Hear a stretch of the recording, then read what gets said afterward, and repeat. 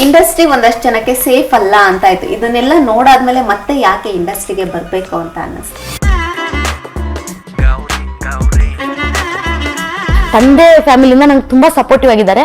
ನನ್ನ ತಾಯಿ ಫ್ಯಾಮಿಲಿಯಿಂದ ನಂಗೆ ಸಪೋರ್ಟ್ ಇರಲಿಲ್ಲ. ಅದಕ್ಕೆ ನನ್ನ ಫ್ಯಾಮಿಲಿ ಬಗ್ಗೆ ಎಲ್ಲೂ ಹೇಳ್ಕೊಳಕ್ ನಂಗೆ ಇಷ್ಟ ಇಲ್ಲ. ಯಾಕಂದ್ರೆ ಕಸದ ತರ ನೋಡಿದ್ರು ನಮ್ಮನ್ನ ಒನ್ ಟೈಮ್ ಅಲ್ಲಿ ಅವರು. 50 ರೂಪಾಯಿಗೆ ಮೇಡಮ್, 50 ರೂಪಾಯಿ ನಾನು ಕಂಪ್ಲೀಟ್ ಮಾಡಿದ್ರೆ ನನಗೆ ಇನ್ಸೆಂಟಿವ್ ಸಿಗುತ್ತೆ 100 ರೂಪಾಯಿ. ಈ ಟಾರ್ಗೆಟ್ ರೀಚ್ ಇರುತ್ತಲ್ವಾ, ಜೊಮೊಟೊ ಸ್ವಿಗ್ಗಿಲೆಲ್ಲ ಟಾರ್ಗೆಟ್ ರೀಚ್ ಮಾಡಿದ್ರೆ 100 ರೂಪಾಯಿ ಇನ್ಸೆಂಟಿವ್ ಬರುತ್ತಿರುತ್ತೆ ನಮ್ಗೆ. ರಾತ್ರಿ 1 ಗಂಟೆವರೆಗೂ ಬರೀ 23 ರೂಪಾಯಿ ಕಾಯ್ತಿದ್ದೆ ನಾನು. 23 ರೂಪಾಯಿ ನನಗೆ ಕಂಪ್ಲೀಟ್ ಆಗಿಲ್ಲ ಅಂದ್ರೆ ಇನ್ಸೆಂಟಿವ್ ಬರಲ್ಲ ಅಂತ ಕಾಯ್ತಿದ್ದೆ ನಾನು. ಅಷ್ಟಿರೋಳು, ಅಷ್ಟು ಸ್ಟ್ರಗಲ್ ಪಡೋಳು ಬೇರೆದೊಂದ್ ಜೊತೆ ಯಾಕೆ ಹೋಗ್ತೀನಿ ಮೇಡಮ್? ಅಮ್ಮಂಗೆ ಹಾಗಾಗ್ಬೇಕಾದ್ರೆ ನಿಮಗೆ ಎಷ್ಟು ವರ್ಷ? ನಾನೇ ಹಠ ಮಾಡಿದೆ. ಅವರು ಲಾಸ್ಟ್ ಸಾಯೋ ಮೂಮೆಂಟಲ್ಲಿ ನಾನು ಸಾಯೋದಾದ್ರೆ ಮನೇಲೇ ಸಾಯ್ತೀನಿ, ಹಾಸ್ಪಿಟ್ಲಲ್ಲಿ ಬೇಡ ಅಂತ ಅಂದರು.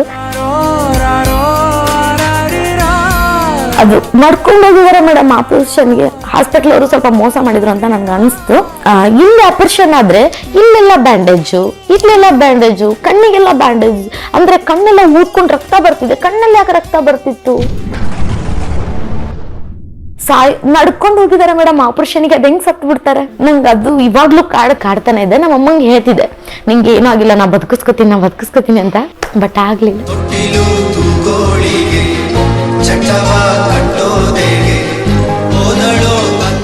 ಈಗ ನಾವು ಕರ್ಕೊಂಬಂದ್ರೆ ನನ್ನ ಮಗಳನ್ನ ಹೀರೋಯಿನ್ ಮಾಡ್ಬಿಡ್ತೀರಾ ಸರ್ ನೀವು ಅಂತ ನಮ್ಮ ಅಮ್ಮ ಕೇಳೋದು. ಆಮೇಲೆ ಅವ್ರು ಬೆಳಗಾವಕ್ಕೆಲ್ಲ ಕರೆಸ್ಕೊಂಡ್ರು, ನಮ್ಮ ಹತ್ರ ದುಡ್ಡು ಇಸ್ಕೊಂಡ್ರು.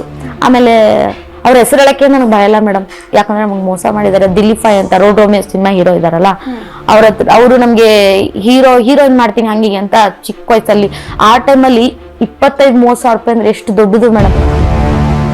ಅವ್ರು ನಮ್ಮ ಹತ್ರ ಆ ಟೈಮಲ್ಲೇ ಫೋಟೋ ಶೂಟ್ ಮಾಡಿ ನಾವು ನಿಮ್ಗೆ ಹೀರೋಯಿನ್ ಮಾಡ್ತೀವಿ ಅಂತ ಹೇಳಿ ದುಡ್ಡು ಇಸ್ಕೋತಾರೆ. ದುಡ್ಡು ಇಸ್ಕೊಂಡು ನಮ್ಗೆ ಯಾವ ಅವಕಾಶನೇ ಇಲ್ಲ. ವಾಪಸ್ ಆ ನಂಬರ್ಗೆ ಕಾಲ್ ಮಾಡಿದ್ರೆ ನಂಬರೇ ಸ್ವಿಚ್ ಆಫ್. ಓಕೆ, ಆಲ್ರೆಡಿ ನಿಮ್ದೊಂದು ಕರಾಳ ಜೀವನ ಇದೆ. ಬಟ್ ಇಂಡಸ್ಟ್ರಿ ಒಂದಷ್ಟು ಜನಕ್ಕೆ ಸೇಫ್ ಅಲ್ಲ ಅಂತ ಆಯ್ತು. ಇದನ್ನೆಲ್ಲ ನೋಡಾದ್ಮೇಲೆ ಮತ್ತೆ ಯಾಕೆ ಇಂಡಸ್ಟ್ರಿಗೆ ಬರ್ಬೇಕು ಅಂತ ಅನ್ನಿಸ್ತು? ಯಾವ್ದು ಸೇಫ್ ಇದೆ ಮೇಡಮ್ ನಿಮ್ ಪ್ರಕಾರ? ಯಾವ ಸೇಫ್ ಇದೆ? ಯಾವ್ದ್ರಲ್ಲೂ ಸೇಫ್ ಇಲ್ಲ. ನಾವ್ ಇರೋದ್ರ ಮೇಲೆ ಡಿಪೆಂಡ್ ಅಲ್ವಾ? ನಾವ್ ಹೇಗಿರ್ತೀವಿ, ನಾವ್ ಹೇಗ್ ನಡ್ಕೋತೀವಿ ಅನ್ನೋದ್ರ ಮೇಲೆ ಎಲ್ಲ ಕರೆಕ್ಟ್. ಇವಾಗ ನೀವು ಜಾಬ್ಗೆ ಹೋಗ್ತೀರಾ, ಅಲ್ಲೊಂದು ಜಾಬ್ ಬೇಕಂತಂದ್ರೆ ಅಲ್ಲಿ ಏನೋ ಇದ್ದೇ ಇರುತ್ತೆ. ಯಾವುದು ಸೇಫ್ ಇಲ್ಲ ಮ್ಯಾಮ್. ಈ ಬೆಂಗಳೂರು ಅಂತ ಅಲ್ಲ, ಬೇರೆ ಎಲ್ಲಾ ಕಡೆನೂ ಎಲ್ಲದ್ರಲ್ಲೂ ಇದ್ದಿದ್ದೇ ಅದು. ನಾವ್ ಹೇಗಿರ್ತೀವಿ ಅನ್ನೋದ್ರ ಮೇಲೆ ಡಿಪೆಂಡ್ ಅಷ್ಟೇ. ಈಗ ಒಂದಷ್ಟು ವೇದಿಕೆಯಲ್ಲಿ ನೀವು ಇದ್ ಮಾಡ್ತಾ ಇರುವಂತದ್ದು, ಸ್ಟೇಜ್ ಪ್ರೋಗ್ರಾಮ್ಗಳನ್ನ ಮಾಡ್ತಾ ಇದ್ರೆ, ಸೊ ಮನೆಯಿಂದ ಹೇಗಿದೆ ರೆಸ್ಪಾನ್ಸ್? ಅಯ್ಯೋ, ರಿಲೇಷನ್ ಇವಾಗ ಬಂದ್ರು. ನಾನು ರಿಯಾಲಿಟಿ ಶೋ ಮಾಡಿದ್ಮೇಲೆ ರಿಲೇಷನ್ ಬಂದ್ರು. ಅಂದ್ರೆ ನನ್ನ ಅಪ್ಪನ ಫ್ಯಾಮಿಲಿ ನನಗೆ ಚೆನ್ನಾಗಿದೆ. ನನ್ನ ಅಪ್ಪನ ಫ್ಯಾಮಿಲಿ ಕಡೆಯಿಂದ ನನ್ಗೆ ಯಾವುದೂ ಪ್ರಾಬ್ಲಮ್ ಇಲ್ಲ. ನನ್ನ ತಂದೆ ಫ್ಯಾಮಿಲಿಯಿಂದ ನಂಗೆ ತುಂಬ ಸಪೋರ್ಟಿವ್ ಆಗಿದ್ದಾರೆ. ನನ್ನ ತಾಯಿ ಫ್ಯಾಮಿಲಿಯಿಂದ ನಂಗೆ ಸಪೋರ್ಟ್ ಇರಲಿಲ್ಲ. ಅಜ್ಜ ಅಮ್ಮ, ಹೆಣ್ಣು ಅಜ್ಜ ಅಮ್ಮ, ನನ್ನ ತಾಯಿ ಇದ್ದಾರಲ್ಲ, ಅವ್ರ ಅಪ್ಪ ಅಮ್ಮ ನನಗೆ ತುಂಬ ಹೆಲ್ಪ್ ಮಾಡಿದ್ದಾರೆ. ಅವರೇ ನನಗೆ ಸಾಕಿ ಬೆಳೆಸಿರೋದು. ಆ ಊರ್ ಜನ ನನಗೆ ಸಪೋರ್ಟ್ ಮಾಡಿದ್ದಾರೆ. ಬಟ್ ನನ್ನ ಫ್ಯಾಮಿಲಿ ಬಿಟ್ಟು ಸಪೋರ್ಟ್ ಮಾಡಿದ್ದಾರೆ ಊರವರು. ಬಟ್ ನನ್ನ ಫ್ಯಾಮಿಲಿ ಬಿಟ್ಟು ನನಗೆ ಫ್ಯಾಮಿಲಿಗಿಂತ ಊರವರು ಜನನೇ ಹೆಲ್ಪ್ ಮಾಡಿರೋದು ಜಾಸ್ತಿ ಮೇಡಮ್. ಅದಕ್ಕೆ ನನ್ನ ಫ್ಯಾಮಿಲಿ ಬಗ್ಗೆ ಎಲ್ಲೂ ಹೇಳ್ಕೊಳಕ್ ನಂಗೆ ಇಷ್ಟ ಇಲ್ಲ. ಯಾಕಂದ್ರೆ ಕಸದ ಥರ ನೋಡಿದ್ರು ನಮ್ಮನ್ನ ಒನ್ ಟೈಮಲ್ಲಿ ಅವರು. ಇವಳೇನು ನಮ್ಮಮ್ಮ ತೀರೋದ್ಮೇಲೆ ನಮ್ಮ ಸೋದರ ಮಾವುಗಳೇ ಹೇಗಂತಂದ್ರೆ, ಯಾವನೊಬ್ಬ ರೋಡಲ್ಲಿ ಹೋಗೋನ್ ಕೊಟ್ಟು ಮದುವೆ ಮಾಡಿದ್ರಾಯ್ತು, ಯಾವನ ಜೊತೆ ಹೋಗಿದ್ದಾಳೋ ಏನೋ, ಬೆಂಗಳೂರಿಗೆ ಹೋಗ್ತಾಳಂತ. ನಾನು ಇಲ್ಲಿ ಸ್ಟ್ರಗಲ್ ಪಡ್ತಿರೋದು ನಂಗೆ ಗೊತ್ತು. ನಾನು ಕೆಟ್ಟ ರೀತಿಯಿಂದ ಹೋಗಬಾರ್ದು ಅಂತ ಜೊಮೊಟೊ 50 ರೂಪಾಯಿಗೆ ಮೇಡಮ್, 50 ರೂಪಾಯಿ ನಾನು ಕಂಪ್ಲೀಟ್ ಮಾಡಿದರೆ ನನಗೆ ಇನ್ಸೆಂಟಿವ್ ಸಿಗುತ್ತೆ 100 ರೂಪಾಯಿ. ಈ ಟಾರ್ಗೆಟ್ ರೀಚ್ ಇರುತ್ತಲ್ವಾ, ಜೊಮೊಟೊ ಸ್ವಿಗ್ಗಿಲೆಲ್ಲ ಟಾರ್ಗೆಟ್ ರೀಚ್ ಮಾಡಿದರೆ 100 ರೂಪಾಯಿ ಇನ್ಸೆಂಟಿವ್ ಬರುತ್ತಿರುತ್ತೆ ನಮಗೆ. ರಾತ್ರಿ 1 ಗಂಟೆವರೆಗೂ ಬರೀ 23 ರೂಪಾಯಿ ಕಾಯ್ತಿದ್ದೆ ನಾನು. 23 ರೂಪಾಯಿ ನನಗೆ ಕಂಪ್ಲೀಟ್ ಆಗಿಲ್ಲ ಅಂದರೆ ಇನ್ಸೆಂಟಿವ್ ಬರಲ್ಲ ಅಂತ ಕಾಯ್ತಿದ್ದೆ ನಾನು. ಅಷ್ಟಿರೋಳು, ಅಷ್ಟು ಸ್ಟ್ರಗಲ್ ಪಡೋಳು ಬೇರೆದೊಂದ್ ಜೊತೆ ಯಾಕೆ ಹೋಗ್ತೀನಿ ಮೇಡಮ್? ನನ್ನ ಫ್ಯಾಮಿಲಿಯವ್ರನ್ನ ಸಂಬಂಧಿಕರೇ ಮಾತಾಡಿದ್ದಾರೆ. ಹೀಗೆ ಹೇಗಂತಂದ್ರೆ, ಬೆಂಗಳೂರಿಗೆ ಹೋಗಿದ್ದಾಳೆ, ಅವಳು ಯಾವನ ಜೊತೆ ಅವಳನ್ನ ನೋಡ್ಕೊಂಡಿರ್ಬೋದು. ಈ ಥರ ತುಂಬ ಮಾತುಗಳನ್ನ ಕೇಳ್ಬಿಟ್ಟಿದ್ದೀನಿ. ಇದಕ್ಕೆ ನಮ್ಮ ಕಾಮಿಡಿ ಕಿಲಾಡಿಲಿ ಜಗ್ಗೇಶ್ ಸರು ಒಂದು ಉದಾಹರಣೆ ಕೊಟ್ಟಿದ್ದಾರೆ ನನಗೆ. ಮಾತಾಡಿದವ್ರು ಎಲ್ಲಿದ್ದಾರೆ ಮಗಳೇ? ಅಲ್ಲೇ ಇದ್ದಾರೆ. ನೀನೆಲ್ಲಿದ್ಯಾ? ಇಲ್ಲಿದ್ಯಾ? ಅವ್ರ ಬಗ್ಗೆ ತಲೆ ಕೆಡ್ಸ್ಕೊಂಡು ಕಿವಿಲ್ ಕೇಳಿ ಕಿವಿಲ್ ಬಿಟ್ಬಿಡು ಅಂತ ಜಗ್ಗೇಶ್ ಸರೇ ಹೇಳಿದ್ದಾರೆ. ಅಷ್ಟು ಲೆಜೆಂಡ್ ಆ್ಯಕ್ಟರ್ ನನಗೆ ಆ ಮಾತು ಹೇಳಿದ್ದಾರೆ ಅಂದರೆ ನಾನು ಅಳವಡಿಸ್ಕೊಂಡೆ. ನಾವು ಹೇಗಿದ್ರು ಜನ ಮಾತಾಡ್ತಾರೆ. ನಾವು ಚೆನ್ನಾಗಿದ್ರೆ ಯಾವ್ದು ನೋಡ್ಕೊಂಡಿದ್ದಾಳೆ ಅಂತಾರೆ, ಚೆನ್ನಾಗಿಲ್ಲ ಅಂದರೆ ಅದಕ್ಕೇನು ಗತಿ ಇಲ್ಲ ಅಂತಾರೆ. ಹೇಗಿದ್ರು ಮಾತಾಡ್ತಾರೆ. ನಮ್ಮ ಲೈಫ್ ನಾವು ನೆಮ್ಮದಿಯಾಗಿರ್ಬೇಕು, ನಮ್ಮ ಮನಸ್ಸು ನೆಮ್ಮದಿಯಾಗಿರ್ಬೇಕು ಅಷ್ಟೇ ನನಗೆ. ಗಾದೆನೇ ಇದೆಯಲ್ಲ, ಎಲ್ಲ ಇದ್ದಾಗ ಮಾತ್ರ ನೆಂಟ್ರು. ಹೌದು. ಅಮ್ಮಂಗೆ ಹಾಗಾಗ್ಬೇಕಾದ್ರೆ ನಿಮಗೆ ಎಷ್ಟು ವರ್ಷ ಆಗಿತ್ತು? ನನಗೆ 9th ಏನೋ ಇದ್ದೆ ಮ್ಯಾಮ್. ನಾನು 8th ಕಂಪ್ಲೀಟ್ ಆಗಿತ್ತು. 8th ಎಕ್ಸಾಮ್ ಮುಗಿದು 9th ಅಲ್ಲಿ ಇದ್ದೆ. ಅಂದರೆ ಅವ್ರಿಗೆ ನಾನು ಅವ್ರಿಗೆ ಭರವಸೆ ಕೊಡ್ತಿದ್ದೆ ನನ್ನ ಬದುಕು. ಅಂದರೆ ಅವ್ರಿಗೆ ಆಪ್ರೇಷನ್ ಮಾಡಿಸ್ಕೊಳಕ್ಕೆ ಅವ್ರಿಗೆ ಇಷ್ಟ ಇರಲಿಲ್ಲ. ನಾನೇ ಹಠ ಮಾಡಿದೆ. ಅವರು ಲಾಸ್ಟ್ ಸಾಯೋ ಮೂಮೆಂಟಲ್ಲಿ ನಾನು ಸಾಯೋದಾದರೆ ಮನೇಲೇ ಸಾಯ್ತೀನಿ, ಹಾಸ್ಪಿಟ್ಲಲ್ಲಿ ಬೇಡ ಅಂತ ಅಂದರು. ಅದು ನಡ್ಕೊಂಡು ಹೋಗಿದ್ದಾರೆ ಮೇಡಮ್ ಆಪರೇಷನ್ಗೆ. ಹಾಸ್ಪಿಟ್ಲ್ ಅವರು ಸ್ವಲ್ಪ ಮೋಸ ಮಾಡಿದರು ಅಂತ ನನಗೆ ಅನಿಸ್ತು. ಅಂದರೆ ನೀವು ಈಗ ಇಲ್ಲಿ ಆಪರೇಷನ್ ಆದರೆ ಇಲ್ಲೆಲ್ಲ ಬ್ಯಾಂಡೇಜು, ಕಣ್ಣಿಗೆಲ್ಲ ಬ್ಯಾಂಡೇಜ್.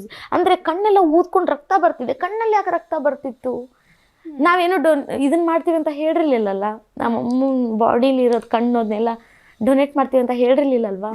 ಸೊ ನಮಗೆ ಹೇಳಿದರೆ ನಾವೇನೋ ದಾನ ಮಾಡ್ತಿದ್ವಿ ಅಂತ ನಮಗೆ ಫೀಲ್ ಆಯಿತು. ಬಟ್ ನನಗೆ ಅವಾಗಿಂದ ಅದು ಹಾಸ್ಪಿಟ್ಲ್ ಮೇಲೆ ಕೇಸ್ ಹಾಕಬೇಕು ಅಂತ ನನಗೆಲ್ಲ ಆ ಟೈಮಲ್ಲಿ ಚಿಕ್ಕವಳು ಬೇರೆ, ನನಗೇನು ಗೊತ್ತಾಗಲಿಲ್ಲ. ನಮ್ಮಮ್ಮ ತೀರೋದಾಗ ನಮ್ಗೆ ಹಳ್ಳಿ ಜನ ಗೊತ್ತಲ್ಲ ಮ್ಯಾಮ್ ನಿಮಗೆ, ಅಲ್ಲಿ ನಂಗೆ ಅಷ್ಟು ಗೊತ್ತಾಗಲಿಲ್ಲ ಅದು ಹೇಗಾಯಿತು. ನಡ್ಕೊಂಡು ಹೋಗಿದ್ದಾರೆ ಮೇಡಮ್ ಆಪ್ರೇಷನ್ಗೆ. ಅದು ಹೆಂಗೆ ಸತ್ತು ಬಿಡ್ತಾರೆ? ನಂಗೆ ಅದು ಇವಾಗಲೂ ಕಾಡ್ತಿದೆ. ಆಪರೇಷನ್ ಆಗಿದ ತಕ್ಷಣ ICU ಇಟ್ಬಿಟ್ರು. ನನಗೆ ಇಲ್ಲೊಂದು ಗಡ್ಡೆ ಆದರೆ, ಬಾಯಿ ಆಪರೇಷನ್ ಆದರೆ ಅವ್ರಿಗೆ ಪ್ರಜ್ಞೆ ತಪ್ಪಿರ್ಸಿರ್ತಾರೆ, ಅವ್ರಿಗೆ ಗೊತ್ತಿರಲ್ವಲ್ವಾ. ಇದೆಲ್ಲ ಕಣ್ಣೆಲ್ಲ ಊದ್ಕೊಂಡು ಬಾಡಿ ಎಲ್ಲ ಫುಲ್ ಊತ ಬಂದ್ಬಿಟ್ಟಿತ್ತು ಮೇಡಮ್ ಅವ್ರದ್ದು. ಅದು ಹೆಂಗೆ ಸಾಧ್ಯ? ನಾನು ಅವಾಗ ಸ್ಟ್ಯಾಂಡಾಗಿ ನಿಂತ್ಕೋಬೇಕು. ನಮ್ಮ ಅಮ್ಮನ ಸಾಬೇಕು ಜಸ್ಟ್ ಒಂದು ಬಾಯಿ ಗುಳ್ಳೆಗೆ ಸಾಯ್ತಾರ ಮನುಷ್ಯರು ಆಪ್ರೇಷನ್ ಮಾಡಿ. ಅದು ಇವಾಗಲೂ ಕಾಡ್ತಾ ಇದೆ. ನಂಗೆ ಹಾಸ್ಪಿಟ್ಲ್ ಮೇಲೆ ಕಾಡ್ತಾನೆ ಇತ್ತು. ಬಟ್ ಅದಕ್ಕೆ ನಾನು ಸ್ಟ್ಯಾಂಡ್ ತೊಗೊಳಕ್ಕೆ ತುಂಬ ಚಿಕ್ಕವಳು, ನನಗೆ ಯಾರೂ ಸಪೋರ್ಟ್ ಇರಲಿಲ್ಲ. ಹಾಗಾಗಿ ನಾನು ಸ್ಟ್ಯಾಂಡ್ ತೊಗೊಳಕ್ಕಾಗಲಿಲ್ಲ. ಅದೊಂದು ಗಿಲ್ಟ್ ಫೀಲ್ ಕಾಡ್ತಾನೆ ಇದೆ. ನಮ್ಮ ಅಮ್ಮಂಗೆ ಹೇಳ್ತಿದ್ದೆ, ನಿಂಗೆ ಏನೂ ಆಗಿಲ್ಲ, ನಾನು ಬದುಕಿಸ್ಕೊತೀನಿ ಅಂತ. ಬಟ್ ಆಗಲಿಲ್ಲ. ಅಮ್ಮ ಕೊನೆಯದಾಗ ಏನಾದರೂ ಹೇಳಿದ್ರ?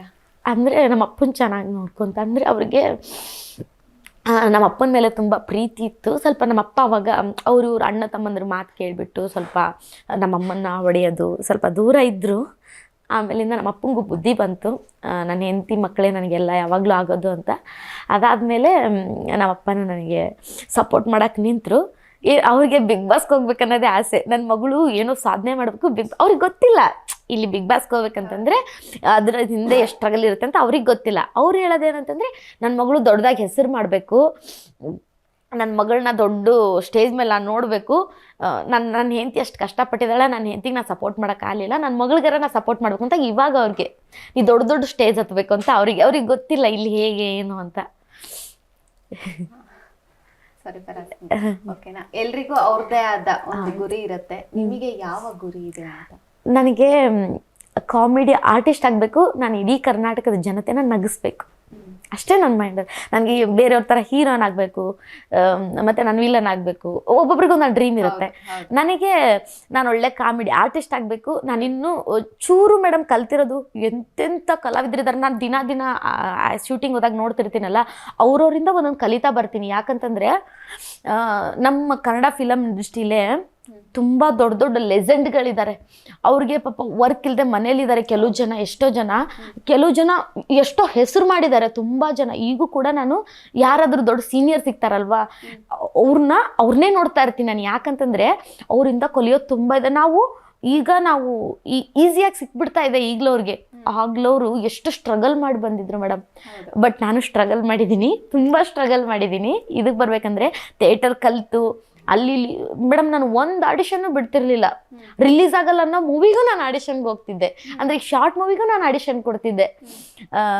ಏನೋ ಒಂದು ಸಿಕ್ಕರೆ ಅಲ್ಲಿ ಏನರ ಕಲಿಬೋದಲ್ವಾ ಅಂತ ತುಂಬ ಆಡಿಷನ್ಗಳನ್ನ ಕೊಟ್ಕೊಂಡು ಬಂದೆ.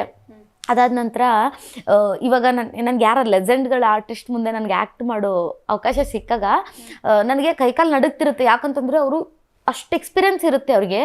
ನಾವು ನಿನ್ನೆ ಮೊನ್ನೆ ಬಂದವರು, ಅವ್ರ ಮುಂದೆ ನಾವು ಹೇಗಪ್ಪ ಅವರ ಸ್ಟ್ರಗಲ್ ಪಟ್ಟು ಬಂದಿದ್ದಾರೋ, ನಾವು ಅವ್ರ ಮುಂದೆ ಹೇಗೆ ಆ್ಯಕ್ಟ್ ಮಾಡೋದು, ಅದು ಒಂಥರ ನಡುಗ್ತಿರುತ್ತೆ. ಮೊನ್ನೆ ಎಕ್ಸ್ಪೀರಿಯನ್ಸ್ ಆಯಿತು ಮಹಾನಟಿಲಿ ನಾನು ಹೋಗಿದ್ದೆ. ಜಯಂತ್ ಅಣ್ಣ, ಅದೇ ಲಕ್ಷ್ಮೀ ನಿವಾಸ ಸೀರಿಯಲಲ್ಲಿ ಜಯಂತ್ ಕ್ಯಾರೆಕ್ಟರ್ ಮಾಡ್ತಾರಲ್ಲ ದೀಪಕ್ ಅಣ್ಣ, ಅವ್ರು ನಂಗೆ ತುಂಬ ಫೇವ್ರೇಟು. ನಾನು ಅವ್ರಿಗೋಸ್ಕರ ಸೀರಿಯಲ್ ರಿಪೀಟ್ ನೋಡ್ತಿರ್ತೀನಿ. ಅವ್ರ ಕ್ಯಾರೆಕ್ಟರ್ನ ಸಿಕ್ಕಾಪಟ್ಟೆ ಇಷ್ಟ ನನಗೆ. ನಾನು ನಾನು ಏನೋ ನೇಚರ್ ನಂಗೆ ಕೇಳಿದ್ನ ಕೊಟ್ಬಿಡ್ತು ಅನಿಸ್ತು. ನಾನು ನನ್ನ ಫ್ರೆಂಡ್ಸ್ ಹತ್ರ ಹೇಳ್ತಿದ್ದೆ,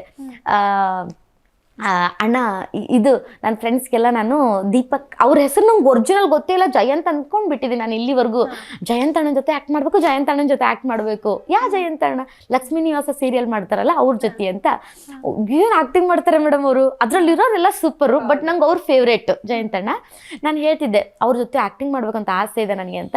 ನೇಚರ್ ಹೆಂಗೆ ಕನೆಕ್ಟ್ ಮಾಡ್ತು ಅಂತಂದರೆ, ಮೊನ್ನೆ ನಾನು ಮಹಾನಟಿಲಿ ಶೂಟಿಂಗ್ ಕರೆದ್ರು, ಹೋದೆ. ನಾಗಮಂಡಲ ಸ್ಕಿಟ್ಟು, ಅದರಲ್ಲಿ ಕುರುಡವನ್ ಕ್ಯಾರೆಕ್ಟರ್ ನೋಡೇ ಇರ್ತೀರಾ ನೀವು, ಫುಲ್ ಸಿನಿಮಾ ರೀಕ್ರಿಯೇಷನ್. ಅದರಲ್ಲಿ ಮೇನ್ ಲೀಡ್ ಎಲ್ಲ ಮಾಡೋದಿತ್ತು ನಾನು. ನೀವು ನಂಬಲ್ಲ, ಜಯಂತ್ ಅಣ್ಣನ ಜೊತೆನೆ ನನ್ನ ಕ್ಯಾರೆಕ್ಟರ್. ನಂಗೆ ಅವ್ರ ವಾಯ್ಸ್ ಸ್ಪಷ್ಟತೆ, ಅವ್ರು ಥಿಯೇಟರ್ ಆರ್ಟಿಸ್ಟು ಮತ್ತು ಅವ್ರ ಅದ್ಭುತ ಕಲಾವಿದರು. ಅವರು ಬಂದರು, ಅವ್ರು ಕ್ಯಾಜುವಲ್ ಆಗಿ ಒಂಚೂರು ಆ್ಯಟಿಟ್ಯೂಡ್ ಇಲ್ಲ ಮೇಡಮ್ ಅವ್ರಿಗೆ. ಅಷ್ಟು ದೊಡ್ಡ ಅಂದ್ರೆ ಅವರು ಫೇಮಸ್ ಆರ್ಟಿಸ್ಟು, ಅವ್ರಿಗೊಂಚೂರು ಆಟಿಟ್ಯೂಡ್ ಇಲ್ಲ, ದುರಹಂಕಾರ ಇಲ್ಲ. ಬಂದ ತಕ್ಷಣ ಹಾಯ್ ಆರಾಮಿದ್ದೀರಾ, ಚೆನ್ನಾಗಿದ್ದೀರಾ, ಈ ಥರ ಎಲ್ಲ ಮಾತಾಡಿದ್ರು ಅವ್ರು ನಮ್ಮ ಜೊತೆ. ಹಂಗೆ ಅಪ್ಪ, ಈಗ ನಿನ್ನೆ ಮನೆ ಬೆಳಿತಿರೋರೆ ಒಂದು ಸ್ವಲ್ಪ ಪಾಪ್ಯುಲಾರಿಟಿ ಸಿಕ್ಕರೆ ದುರಹಂಕಾರ ತೋರಿಸ್ತಾರೆ. ಅವರು ಅಷ್ಟು ಸೀರಿಯಲ್ ಮಾಡ್ತಿದ್ರೆ ನೇಮ್ ಇದೆ, ಅವ್ರಿಗೆ ಎಷ್ಟೋ ಪ್ಯಾನ್ ಬೇಸ್ ಇದೆ. ಅವ್ರು ನಮ್ಮ ಹತ್ರ ಒಂಚೂರು ದುರಹಂಕಾರ ತೋರಿಸ್ತಿಲ್ಲ ಅಲ್ಲ ಅಂದ್ಕೊಂಡು ನಾನು ಹ್ಞೂ ಸರ್ ಚೆನ್ನಾಗಿದೆ, ನಂಗೆ ಖುಷಿ. ಅವ್ರು ನಾನು ಮಾತಾಡ್ಸಿದ್ರು ನಂಗೆ ಫೇವ್ರೇಟ್ ಅವರು ಅಂತ. ವಾಪಸ್ ನೋಡಿದ್ರೆ ಅವ್ರು ನಮ್ಮ ಸ್ಕಿಟ್ಟಿಗೆ ಬಂದಿರೋದು. ಅವರು ಪ್ರಕಾಶ್ ಸರ್ ಕ್ಯಾರೆಕ್ಟರ್ ಮಾಡಕ್ಕೆ ಬಂದಿದ್ದಾರೆ, ನಾನು ಕುರುಡವ ಜಯಶ್ರೀ ಅಮ್ಮನ ಪಾತ್ರ ಮಾಡ್ತಾ ಇದ್ದೀನಿ. ನನಗೆ ಅವ್ರ ಜೊತೆನೇ ಡೈಲಾಗ್ ಇದೆ. ಅವರು ಪ್ರಾಕ್ಟೀಸಲ್ಲಿ ಅವ್ರ ವಾಯ್ಸ್ ಕೇಳ್ತು, ನನಗೆ ಕಲ್ತಿರೋ ಡೈಲಾಗ್ ಎಲ್ಲ ಮರ್ತೋಗ್ಬಿಟ್ಟೆ ನಾನು. ಆಮೇಲೆ ಅವ್ರು ಹೇಳಿದರು, ಹೆದರಬೇಡ, ನೀವು ಒಳ್ಳೆ ಕಲಾವಿದರು, ನಾಲ್ಕು ಸ್ಕಿಟ್ ಮಾಡ್ತಾ ಇದ್ದೀರಾ, ಅದ್ಭುತ ಕಲಾವಿದರು, ನೀವು ಎದಕ್ಕೆ ಹೆದರ್ತೀರ, ನಾನು ನಿಮ್ಮ ಥರ ನಾರ್ಮಲ್ ಕಲಾವಿದ. ಈ ಥರ ಯಾರು ಮಾತಾಡ್ತಾರೆ ಮೇಡಮ್ ಒಬ್ಬರು. ಅವ್ರು ಹಂಗಂತಂದ್ರು. ಅದಾದಮೇಲೆ ನಂಗೆ ಸಿಕ್ಕಾಪಟ್ಟೆ ಖುಷಿ ಆಯಿತು. ನನಗೆ ಅವ್ರ ಜೊತೆ ಆ್ಯಕ್ಟ್ ಮಾಡೋದೇ ಒಂದು ಖುಷಿ. ಅದು ಸಿಕ್ಕಾಪಟ್ಟೆ ಅದು ಹೇಳ್ಕೊಳಕ್ಕಾಗಲ್ಲ, ನಾವು ಇಷ್ಟಪಟ್ಟವ್ರ ಜೊತೆ ಆ್ಯಕ್ಟ್ ಮಾಡೋದು. ಆಮೇಲೆ ಅವ್ರು ಕೊಟ್ಟಿರೋ ಕಂಫರ್ಟಬಲ್ ಇದೆಯಲ್ಲ ನಮಗೆ, ಮಾಡಿಬಿಟ್ಟೆ ಚೆನ್ನಾಗಿ ಮಾಡ್ತೀರಾ ನೀವು, ಚೆನ್ನಾಗಿ ಮಾಡ್ತೀರಿ, ಮಾಡಿ ಮಾಡಿ ಮಾಡಿ ಅಂತ ಅವ್ರು ಹೇಳಿದ್ರು. ನನಗೆ ಕಮೆಂಟ್ ನಿನಗೆ ಬರುತ್ತೆ ನೋಡು, ಕಮೆಂಟ್ ನಿನಗೆ ಬರುತ್ತೆ ಅಂತ ಅಂದರು. ಯಾಕೆ ಸರ್ ಹಂಗೆ ಅಂತೀರಾ, ನೀವು ನಿಮ್ಮ ಮುಂದೆ ನಾವು ಹೆಂಗೆ ತೊಗೊಳಕ್ಕಾಗುತ್ತೆ ಕಮೆಂಟು, ನೀವು ಅಷ್ಟು ಚೆನ್ನಾಗಿ ಮಾಡ್ತಿದ್ದೀರಾ. ಅವರು ಪರ್ಕಾಯ ಪ್ರವೇಶ ಮಾಡಿಬಿಡ್ತಾರೆ ಮೇಡಮ್ ಕ್ಯಾರೆಕ್ಟರ್ನ. ಅವತ್ತು ನನಗೆ ಸಿಕ್ಕಾಪಟ್ಟೆ ಖುಷಿಯಾಗಿತ್ತು. ಅವ್ರ ಜೊತೆ ನಾನು ಪ್ರಾಕ್ಟೀಸ್ ಮಾಡಿರೋ ದಿನ ಇರ್ಬೋದು, ಅವ್ರ ಜೊತೆ ನಾನು ಆ್ಯಕ್ಟ್ ಮಾಡಿರೋ ದಿನ ನಾನು ಮರೆಯೋಕ್ಕೆ ಸಾಧ್ಯ ಇಲ್ಲ, ಯಾಕಂದರೆ ಅವ್ರು ನಂಗೆ ಫೇವ್ರೇಟ್ ಆ್ಯಕ್ಟರ್. ಅದಕ್ಕೋಸ್ಕರ ಆಮೇಲೆ ನನಗೆ ಕಮೆಂಟ್ ಬಂತು ಕೂಡ, ತರುಣ್ ಸರ್ ನನಗಂತಲ್ಲ ಟೀಮಿಗೆ ಫುಲ್ಲು, ಆ ಟೀಮ್ಗೆ ಫುಲ್ ನಾಗಮಂಡಲ ಸ್ಕಿಟ್ಟಿಗೆ ಕಾಟೇರ ನಮಸ್ಕಾರ ಬಂತು. ನಿಶ್ವಿಕಾ ಮ್ಯಾಮು ಅವರು ಹೇಳಿದರು, ಮತ್ತು ಅವರು ಸ್ಟ್ಯಾಂಡಿಂಗ್ ಅವೇಶನ್ ಕೊಟ್ಟರು. ಆಮೇಲೆ ರಮೇಶ್ ಸರು ಒಂದು ಕಮೆಂಟ್ ಹೇಳಿದರು, ಕಾಕ್ಟೈಲ್ಗೆ ವಿಸ್ಕಿ ಮಿಕ್ಸ್ ಮಾಡ್ದಂಗಿತ್ತಮ್ಮ, ನಿಮ್ಮ ಫುಲ್ ನಿಷೇರಿಸ್ಬಿಟ್ಟಿದ್ದೀರಿ ನನಗೆ ಅಂತ ನನಗೊಂದು ಕಮೆಂಟ್ ಹೇಳಿದ್ರು. ಅದು ಸಿಕ್ಕಾಪಟ್ಟೆ ಖುಷಿ ಆಯಿತು ನನಗೆ. ಓಕೆ, ಈವನ್ ಆಗ್ಲೇ ಹೇಳಿದ್ರಿ ನೀವು ಎಲ್ಲದ್ರಲ್ಲೂ ಆಕ್ಟಿಂಗ್ ಮಾಡ್ತಾ ಇದ್ದೆ ನಾನು, ಹೋಗ್ತಾ ಇದ್ದೆ ಎಲ್ಲದಕ್ಕೂ ಅಂತ. ಹೇಗೆ ಅಂತ ಹೇಳಿ, ಆಕ್ಟಿಂಗ್ ಆಗಿರ್ಬೋದು, ಕಾಮಿಡಿ ಆಗಿರ್ಬೋದು, ಈವನ್ ಆಂಕರಿಂಗ್ ಆಗಿರ್ಬೋದು, ಎಲ್ಲ ಒಂಥರ ಟಿಫನ್ ಬಾಕ್ಸ್ ತರ ಹೆಂಗೆ ಅಂತ. ಈಗ ನಾವು ಒಂದಕ್ಕೆ, ಇವಾಗ ನಾನು ಹೀರೋಯಿನ್ ಆಗಬೇಕು ಅಂದರೆ ಅದು ಒಂದಕ್ಕೆ ಫಿಕ್ಸ್ ಆಗಿಬಿಡ್ತೀವಿ ಮೇಡಮ್ ಕಲಾವಿದರು. ಇಲ್ಲ ನಾನು ವಿಲನ್ ಆಗಬೇಕು ಅಂದರೆ ನಾನು ವಿಲನ್ಗೆ ಫಿಕ್ಸ್ ನಾನು ಎಲ್ಲ ಮಾಡಬೇಕು, ನನಗೆ ಅದು ಇದು ಇಲ್ಲ. ನನಗೆ ನಾನು ಆ್ಯಕ್ಟರು, ನಾನು ಎಲ್ಲನೂ ಮಾಡಬೇಕು. ಯಾವ ಪಾತ್ರ ಕೊಟ್ಟರು ಅಳೋದು ಮಾಡಬೇಕು, ನಗ್ಸೋದು ಮಾಡಬೇಕು. ವಿಲನ್ ಕೊಟ್ಟರು ನಾನು ವಿಲನ್ ಮಾಡೋಕ್ಕೆ ಇಷ್ಟ, ಬಟ್ ನಂಗೆ ವಿಲನ್ ಸೂಟ್ ಆಗಲ್ಲ ಅಂತ ನಾನು ಅಂದ್ಕೊಂಡಿದ್ದೀನಿ. ಬಟ್ ನನಗೆ ಅಜ್ಜಿದು ಕೊಟ್ಟರು ಮಾಡ್ತೀನಿ, ಅಮ್ಮಂದು ಕೊಟ್ಟರು ಮಾಡ್ತೀನಿ, ಮಕ್ಳದ್ದು ಕೊಟ್ಟರು ಮಾಡ್ತೀನಿ. ನನಗೆ ನಾನು ಆ್ಯಕ್ಟ್ರ್ ಆದವಳು, ನನಗೆ ಯಾವ್ದು ಕೊಟ್ಟರು, ಈಗ ಉಮಾಶ್ರೀ ಅಮ್ಮ ಎಂತೆಂಥ ಆ್ಯಕ್ಟ್ ಮಾಡಿದ್ದಾರೆ ಅವ್ರು ನನಗೆ ತುಂಬ ಫೇವ್ರೇಟ್. ಉಮಾಶ್ರೀ ಅಮ್ಮ ಅವ್ರು ನೋಡಿ ಚಿಕ್ಕ ವಯಸ್ಸಲ್ಲೇ ಏಜ್ಡ್ ಕ್ಯಾರೆಕ್ಟರ್ ಮಾಡಿದ್ದಾರೆ. ಅವ್ರನ್ನ ಅಂಥ ದೊಡ್ಡ ಕಲಾವಿದರೆ ಹಂಗೆ ಮಾಡ್ಬೇಕಾದ್ರೆ ನಾವು ಜಿವಿ ಅನಿಸ್ಬಿಡುತ್ತೆ. ಹಾಗಾಗಿ ನಾನು ಕಲಾವಿದೆ ಆಗ್ಬೇಕಂದ್ರೆ ಎಲ್ಲ ಮಾಡೋಕ್ಕೂ ರೆಡಿ ಇರಬೇಕು. ಸೊ ನಾನು ಇದು ಯಾಕೆ ಈ ದಾರಿನ ಚೂಸ್ ಮಾಡ್ಕೊಂಡ್ರಿ? ನನಗೆ ಅದೇ ಸ್ಕೂಲಲ್ಲಿ ಹಿಂಗಾಗಿತ್ತಲ್ಲ ಇನ್ಸರ್ಟ್, ಅದು ನನಗೊಂಥರ ಚಿಕ್ಕ ವಯಸ್ಸಲ್ಲಿ ಮೈಂಡಲ್ಲಿ ಏನು ತುಂಬ್ತಾರೋ ಅದೇ ಬಂದ್ಬಿಡುತ್ತೆ ದೊಡ್ಡವರಾದ್ಮೇಲೆ. ನಮ್ಮಮ್ಮ ಬೇರೆ ನ್ಯೂಸ್ ಪೇಪರ್ ಎಲ್ಲ ನೋಡಿಬಿಟ್ಟು ಅದರಲ್ಲಿ ನಂಬರ್ ಇರೋದಲ್ಲ, ಅಲ್ಲ ಸರ್ ಈಗ ನಾವು ಕರ್ಕೊಂಬಂದ್ರೆ ನನ್ನ ಮಗಳನ್ನ ಹೀರೋಯಿನ್ ಮಾಡ್ಬಿಡ್ತೀರಾ ಸರ್ ನೀವು ಅಂತ ನಮ್ಮಮ್ಮ ಕೇಳೋದು. ಆಮೇಲೆ ಅವ್ರು ಬೆಳಗಾವಿಗೆಲ್ಲ ಕರೆಸ್ಕೊಂಡ್ರು, ನಮ್ಮ ಹತ್ರ ದುಡ್ಡು ಇಸ್ಕೊಂಡ್ರು. ಆಮೇಲೆ ಅವ್ರ ಹೆಸರು ಹೇಳೋಕ್ಕೆ ನನಗೆ ಭಯ ಇಲ್ಲ ಮೇಡಮ್, ಯಾಕಂದರೆ ನಮಗೆ ಮೋಸ ಮಾಡಿದ್ದಾರೆ. ದಿಲೀಫೈ ಅಂತ ರೋಡ್ ರೋಮಿಯೋ ಸಿನಿಮಾ ಹೀರೋ ಇದ್ದಾರಲ್ಲ, ಅವರು ನಮಗೆ ಹೀರೋಯಿನ್ ಮಾಡ್ತೀನಿ ಹಂಗಿಗೆ ಅಂತ ಚಿಕ್ಕ ವಯಸ್ಸಲ್ಲಿ. ಆ ಟೈಮಲ್ಲಿ 25-30 ಸಾವಿರ ರೂಪಾಯಿ ಅಂದರೆ ಎಷ್ಟು ದೊಡ್ಡದು ಮೇಡಮ್. ಅವ್ರು ನಮ್ಮ ಹತ್ರ ಆ ಟೈಮಲ್ಲೇ ಫೋಟೋಶೂಟ್ ಮಾಡಿ ನಾವು ನಿಮಗೆ ಹೀರೋಯಿನ್ ಮಾಡ್ತೀವಿ ಅಂತ ಹೇಳಿ ದುಡ್ಡು ಇಸ್ಕೋತಾರೆ. ದುಡ್ಡು ಇಸ್ಕೊಂಡು ನಮ್ಗೆ ಯಾವ ಅವಕಾಶನೇ ಇಲ್ಲ, ವಾಪಸ್ ಆ ನಂಬರಿಗೆ ಕಾಲ್ ಮಾಡಿದರೆ ನಂಬರೇ ಸ್ವಿಚ್ ಆಫ್. ಆ ಥರ ಎಲ್ಲ ಮಾಡಿದ್ರು. ನಮ್ಮಮ್ಮ ಹೆಂಗೆ ಕೇಳುತ್ತೆ, ಸರ್ ಇದು ಫಿಲಮಲ್ಲೆಲ್ಲ ಕೆಟ್ಟದ್ದು ನಡೀತಿತ್ತಂತಲ್ಲ, ಅದನ್ನೆಲ್ಲ ನಡೆಯಲ್ಲ ತಾನೇ ಸರ್, ನನ್ನ ಮಗಳು ಚಿಕ್ಕದು ನಾವು ಕಳ್ಸಲ್ಲ, ಹಂಗಾದರೆ ನನ್ನ ಮಗಳನ್ನ ಹೀರೋಯಿನ್ ಮಾಡ್ತಿರಲ್ಲ. ಅಂತ ನಮ್ಮಮ್ಮಂಗೆ ಆಸೆ. ಅದು ಕರ್ಕೊಂಡೋಗ್ಬೇಕಾದ್ರೆ ಮನೇಲೆಲ್ಲ ಬೈದರು ಮೇಡಮ್, ನಮ್ಮಮ್ಮ ಬೇಡ ಬೇಡ ಅಂತ. ನನ್ನ ಮಗಳನ್ನ ಹೀರೋಯಿನ್ ಮಾಡ್ತೀನಿ, ನನ್ನ ಮಗಳನ್ನ ಟಿ ವಿಲಿ ನೋಡ್ತೀನಿ ನಾನಂತ ಅವ್ರಿಗೆ ಆಸೆ ಒಂದು. ಅದವ್ರು ನನ್ನ ತಲೆಯಲ್ಲಿ ತುಂಬಿ ತುಂಬಿ ತುಂಬಿ ನಾವೇನು ನಮ್ಮ ಮೈಂಡಿಗೆ ಹೇಳ್ತೀವೋ ಅದನ್ನೇ ವರ್ಕ್ ಮಾಡೋಕ್ಕೆ ಸ್ಟಾರ್ಟ್ ಮಾಡುತ್ತೆ. ಹಾಗಾಗಿ ನಂಗೆ ಸ್ಕೂಲಲ್ಲೂ ಬರೀ ಎಲ್ಲ ಹಿಂದೂಡೋರು ಸರ್ಗಳೇ ನನಗೆ ನೀನು ಬೇಡ ಅವ್ರು ಮಾಡಲಿ ಆಪ್ಷನಾಗಿ ಇಟ್ಕೋತಿದ್ರು. ಆಟಗಳಲ್ಲಿ ಹೋಗ್ಬೇಕಂತಂದರೆ ಖೋಖೋ ಇವಾಗ ರೆಡಿ ಮಾಡ್ತಿದ್ರು ಒಂದು ಟೀಮು, ಅದರಲ್ಲಿ ಖೋಖೋ ನಂಗೆ ಆಡ್ಬೇಕಂತ ಇಂಟ್ರೆಸ್ಟ್ ಇರುತ್ತೆ, ನಮ್ಮ ಸರ್ ನೀನು ಆಪ್ಷನ್ ಅಂತ ಹಿಂಗೆ ಮಾಡಿ ನನಗೆ ಅದು ಕುಗ್ಸೋಕೆ ಸ್ಟಾರ್ಟ್ ಮಾಡಿಬಿಟ್ರು.